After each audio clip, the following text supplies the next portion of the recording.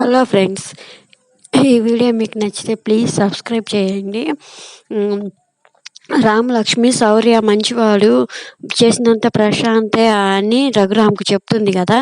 కానీ ఆ మాటలు శివరాం నమ్మకుండా రామలక్ష్మి అబద్ధం చెప్తుంది అన్నయ్య ఆ, అని రఘురామ్తో చెప్తే, ఏం శివరాం, రామలక్ష్మి అబద్ధం ఎందుకు చెప్తుంది అని రఘురామ్ అడగగా, శివరాం ఒకప్పుడు రామలక్ష్మి శౌర్యని ప్రేమించింది, తనని పెళ్లి చేసుకోవాలనుకునింది, తనతో పాటు మనల్ని వదిలేసి ఇంట్లోంచి వెళ్ళిపోవాలనుకునింది అన్నయ్య, అందుకే వాడు మంచివాడు కాకపోయినా కూడా మంచివాడు అని చెప్తుంది అని శివరాం చెప్పగా, రఘురాం కోపంతో రామలక్ష్మణ్ని ప్రేమించిందా, పెళ్లి చేసుకోవాలనుకునిందా, ఇంట్లోంచి వెళ్ళిపోవాలనుకునిందా అంటే నాకు తెలియకుండా ఇంట్లో చాలా జరిగాయి అన్నమాట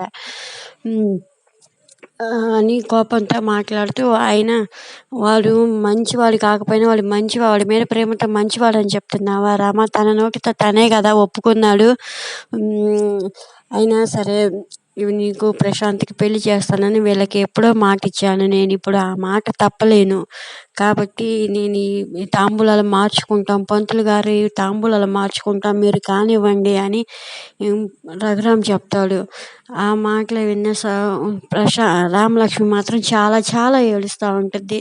కానీ ప్రశాంత్ వాళ్ళ అమ్మ నాన్న మాత్రం అమ్మయ్య చాలా బాగా జరిగింది, అన్నయ్య వారు చాలా మంచివారు, ఇచ్చిన మాట తప్పకుండా పెళ్లి కొప్పుకున్నారు, మనకి అదే చాలు అంటూ సంతోషపడతా ఉంటారు. రామలక్ష్మి మాత్రం పాపం చాలా బాధపడుతుంది. ఇది ఫ్రెండ్స్, మీకు కనుక ఈ వీడియో నచ్చితే ప్లీజ్ లైక్ చేయండి, సబ్స్క్రైబ్ చేయండి friends. Thank you for watching. Bye.